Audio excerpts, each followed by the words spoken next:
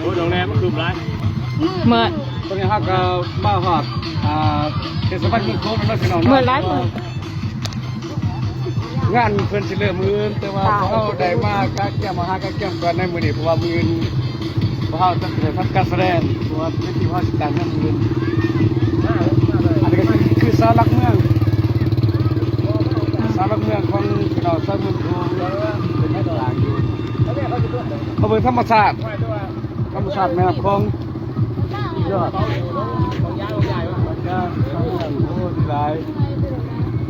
บรรยากาศรอบๆมีพระเอกมีนางเอกมาหลายคน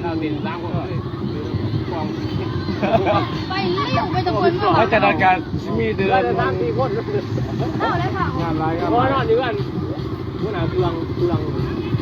อันนี้คือเส้นทางเรียบโค้ง เส้นทาง เรียบโค้ง มองมาเลยโจอ่ะ อันนี้คือรถงานหมอลำนี่ก็คือความสวยงามของเมืองโค้งอันนี้ก็เป็นบ้านกลางโค้งบ้านชาวลักเมืองของเมืองโค้งเราพี่น้องเนาะที่ว่าภูเขาพามาเที่ยววันนี้ก็ก็ให้เหมือนกันเบิร์ดสุขุมทุกคนด้วยพี่น้องเด้อชาวภาคเหนือภาคกลางภาคตะวันออกเฉียงเหนือแล้วพี่น้องชาวไทยพี่น้องชาวสหรัฐมาเที่ยวภา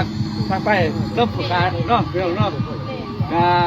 ภูเขาเขาต้องกินรถเทียบสนิทก่อนจ้ะเขาก็มาหอดเมืองโค้งเทศบาลของเมืองโค้งนี่ก็คือเสาหลักเมืองที่เพิ่นรักษามาเท่าแล้วเนาะพี่น้องเนาะ เสาหลักเมืองโค้งขณะนี้ทีมงานมาได้มาหอดแล้วเมืองโค้งยังจะประสัก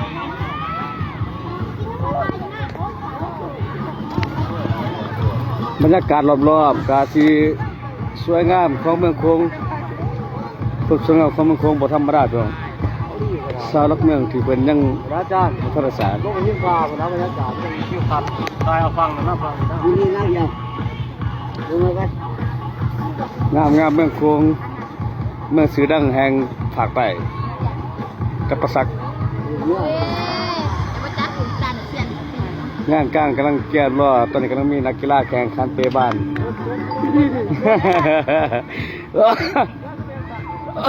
โอ้มาไกลลายเป็นหอบเป็นไอ้กูไหนแล้วท่านมีที่พักเพราะว่าต้องทาทีมงานนักเตะบ้านฝนเลิกสนามแปลว่ารถมอลำจะได้เข้าสนาม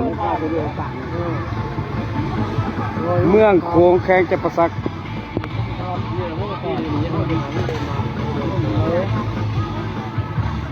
บอกมาแล้วว่า